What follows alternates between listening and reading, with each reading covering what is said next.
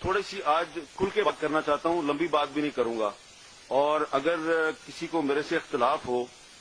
تو مجھے معاف فرما دیں، اس لیے کہ میں یہ کشمیر پر سیمیناروں میں تقریریں کر کر کے اب تنگ آ چکا ہوں۔ مجھے کبھی کبھی ایسا لگتا ہے کہ میں جھوٹ بول رہا ہوں اور کشمیریوں کے ساتھ وہ کام کر رہا ہوں، وہ دھوکہ دے رہا ہوں جو بڑے بڑے لوگ کرتے ہیں۔ تو اس لیے اگر میری گزارشات کسی کو بری لگیں تو معاف کر دیں، اگر نہیں معاف کرتے تو پھر جو کچھ کرنا کر لیں۔ بات دراصل یہ ہے کہ یہ جو سلسلہ چل رہا ہے خاص طور پہ 5 اگست 2019 کے بعد سے، اس کے بعد جمعے کے جمعے ایک احتجاج کا سلسلہ شروع کیا تھا وزیر اعظم عمران خان نے، اب وہ سلسلہ بھی بند ہو چکا ہے۔ یہاں پر پی ڈی ایم سے بھی شکوہ شکایت کیا گیا ہے۔ تو اگر یہاں پہ وزیر اعظم آزاد کشمیر راجہ فاروق حیدر صاحب موجود ہوتے تو میں زیادہ کھل کر بات کرتا، لیکن اب وہ کیونکہ موجود نہیں ہے تو وہ ایک بہت اعلیٰ سطحی اجلاس تھا جو 5 اگست 2019 سے 3 دن پہلے منعقد ہوا اسلام آباد میں۔ اس اجلاس میں راجہ فاروق حیدر صاحب کو یہ بتا دیا گیا تھا کہ اگلے 2-3 دن میں مقبوضہ جموں کشمیر میں کیا ہونے والا ہے۔ اس میں 370 کی بھی بات ہوئی، اس میں 35A کی بھی بات ہوئی، لیکن راجہ صاحب نے جو بتایا، جو کہا کہ جناب اس کو کاؤنٹر اس طریقے سے کرنا چاہیے، تو ان کی بات نہیں مانی گئی۔ تو میری اب گزارش ہے راجہ فاروق حیدر صاحب سے کہ ویسے بھی آپ کی حکومت کی مدت پوری ہونے والی ہے، تو تھوڑی ہمت کریں، آپ اصلی کشمیری بنیں، ذرا قوم کو بتا دیں کہ اس اجلاس میں کون کون موجود تھا، آپ کو کس نے کیا بتایا اور آپ نے کیا جواب دیا، تاکہ پتہ چلے کہ یہ کوئی اچانک نہیں ہوا سب کچھ، یہ پہلے سے ہمیں پتا تھا، ہمارے ارباب اختیار کو پہلے سے پتا تھا کہ مقبوضہ جموں کشمیر میں بھارت کے عزائم کیا ہے، وہاں پہ 370 بھی سسپینڈ ہونے والا ہے، وہاں پہ 35A بھی ختم ہونے والا ہے، اور ان کا منصوبہ کیا ہے۔ اور اس کے بعد جب وہ ہو گیا تو پھر آپ نے دیکھا کہ آپ کی فورن پالیسی جو ہے وہ جس طریقے سے ناکام ہوئی، اس کا ذکر یہاں پہ ہوا ہے۔ اب آ جائیں پی ڈی ایم پہ۔ پی ڈی ایم نے 20 ستمبر 2020 کو ایک اے پی سی کے بعد ایک اعلامیہ جاری کیا۔ اس اعلامیے میں انہوں نے کشمیر کے ساتھ اظہار یکجہتی تو کیا، لیکن ساتھ ہی ساتھ انہوں نے ایک اور جو کلاس تھی اس میں گلگت بلتستان کے حوالے سے جس طریقے سے انہوں نے بات کی، تو ایسے لگ رہا تھا کہ یہ بھی ایک ڈکٹیٹڈ قسم کا وعدہ جو ہے وہ شامل کر رہے ہیں، کیونکہ آپ کے آئین کا جو آرٹیکل 257 ہے وہ یونائٹڈ نیشنز کی ریزولوشن کی بات کرتا ہے کہ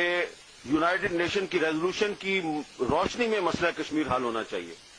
تو ایک طرف تو ہماری حکومت جو ہے وہ مشرف دور سے آؤٹ آف باکس سولوشن تلاش کر رہی ہے، انہوں نے بھی اس کی خلاف ورزی کی۔ دوسری طرف جو پی ڈی ایم کی 2 جماعتوں نے جس طریقے سے الیکشن مہم چلائی گلگت بلتستان کے انتخابات میں کہ ہم گلگت بلتستان کو صوبہ بنائیں گے جی پاکستان کا، آپ بالکل گلگت بلتستان کے آئینی حقوق کی بات کریں، آپ ان کے رائٹس ان کو ضرور دیں، لیکن جس طریقے سے آپ نے وہ کمپین چلائی تو UN ریزولوشن کی تو دھجیاں بکھیر دیں آپ نے بھی، حکومت نے بھی اس کی پرواہ نہیں کی، حکومت بھی وہی کام کر رہی ہے۔ وزیر اعظم صاحب جا کے وہاں پہ اعلان کر رہے ہیں کہ میں اس کو صوبہ بناؤں گا، اور اپوزیشن کی 2 پارٹیاں بھی یہی اعلان وہاں پہ کر رہی ہیں۔ تو اس لحاظ سے دیکھا جائے تو حکومت اور اپوزیشن کی 2 بڑی پارٹیوں نے جو UN ریزولوشن کے ساتھ جو کر دیا ہے وہ وہی کیا ہے جو دشمنوں نے کیا ہے، اور اس پر میں ان کے ساتھ ڈبیٹ کے لیے تیار ہوں۔ اور انہوں نے دونوں نے ایک بیرونی ایجنڈا جو ہے اس کے تحت جو پریشر تھا ان پر، اس پریشر کے تحت انہوں نے سرنڈر کیا۔ اور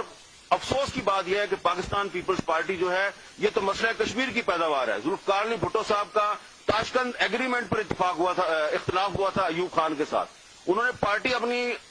کشمیر کے مسئلے میں بنائی تھی، لیکن وہ بھی بڑے فخر سے کہتے ہیں کہ دیکھو ہم نے تو 2018 کے مینیفیسٹو میں یہ وعدہ کیا تھا کہ ہم اس کو علیحدہ سٹیٹس دیں گے، صوبے کا درجہ دیں گے۔ تو یہ جو دونوں پارٹیاں ہیں اور حکومت تحریک انصاف، ان کے کشمیر پالیسی میں کوئی فرق نہیں ہے، ان میں سے جو بھی حکومت میں آئے گا وہ کشمیر میں یہی کچھ کرے گا۔ اب سب سے بڑی بات جو ہے وہ یہ ہے کہ اب آ رہا ہے آزاد کشمیر کا الیکشن۔ اب آزاد کشمیر کے الیکشن میں بھی آپ دیکھیں گے تھوڑے دنوں میں کہ ایک طرف تو آپ کو وہاں پہ ایک ہارس ریڈنگ شروع ہونے والی ہے، وہ آپ کو نظر آئے گا، ایک اور تماشا بنے گا کشمیریوں کا۔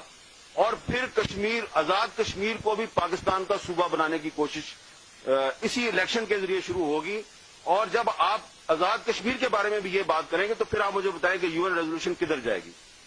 ہم سارے یہاں پہ جو اکٹھے ہوئے ہیں، ہم سب کا اتفاق ہے کہ مسئلہ کشمیر اقوام متحدہ کی قراردادوں کی روشنی میں حل ہونا چاہیے. جب آپ جا کے گلگت بلتستان میں یہ وعدہ کرتے ہیں کہ ہم نے اس کو صوبہ بنانا ہے پاکستان کا، اور اب آپ وہاں پہ کام شروع کر دیا آپ نے کہ صوبہ بنانا ہے ہم نے آزاد کشمیر کو پاکستان کا، تو بات تو ختم ہوگی نا. تو آرٹیکل 257 آئین پاکستان، اس کی آپ سب خلاف ورزی کر رہے ہیں. یہ تمام جو بڑے بڑے ہمارے لیڈر ہیں، ارباب اختیار ہیں، جو بڑے فخر سے کہتے ہیں کہ ہم صوبہ بنائیں گے گلگت بلتستان کو، اور اب آزاد کشمیر میں بھی یہ بات شروع ہو گئی ہے. اسی لیے اسپیکر آزاد کشمیر اسمبلی شاہ غلام قادر صاحب جو ہیں، انہوں نے پچھلے دنوں مظفر آباد میں اس کی مذمت کی ہے کہ اگر میری بھی پارٹی نے یہ کام شروع کیا تو میں اس میں اس کا ساتھ نہیں دوں گا. اور اب ایک اور بات، پھڈا سارا یہ ہے کہ ایک نیشنل کنسنسس کی ضرورت ہے. ایک تو میں نے آپ کو بتا دیا کہ آزاد کشمیر کو صوبہ بنائیں، ایک تو اس پہ کنسنسس کروانا ہے. جیسا کہ پہلے ایک میس میں سب کو بلا کے تو گلگت بلتستان پہ بھی کنسنسس ہو گیا تھا، بجائے کہ پارلیمنٹ میں کنسنسس کریں آپ کسی کے میس میں جا کے کنسنسس کر لیتے ہیں. اور اب ایک اور کنسنسس جس کی ضرورت ہے وہ یہ ہے کہ وہ پرویز مشرف کے دور میں جو فارمولہ تھا کہ لائن آف کنٹرول کو مستقل بارڈر بنا کر یہ مسئلہ ہی ختم کر دیا جائے، اب انہوں نے اس پہ کنسنسس کروانا ہے. اس پر پی ڈی ایم کی ایک بہت ہی اہم جماعت کے جو بیک ڈور چینل سے مذاکرات ہیں وہ فی الحال تک ناکام ہیں. اس جماعت نے وہ ماننے سے انکار کیا ہے، اسی لیے بڑا شدید ہو گیا ہے. لیکن اگر 5 فروری کو جیسا کہ نیر بخاری صاحب نے کہا ہے کہ جناب ہم جلسہ کریں گے، تو جلسے میں ذرا بتا دینا وہ ایسے وہ نیر بخاری صاحب کی پارٹی نہیں ہے، ان سے بڑی پارٹی ہے. اگر آپ واقعی کشمیر کے ساتھ اس کے کاز کے ساتھ مخلص ہیں تو 5 فروری کے جلسے میں بتائیں کہ کس نے آپ کو یہ کہا ہے کہ یہ LOC کو مستقل بارڈر بنانے پہ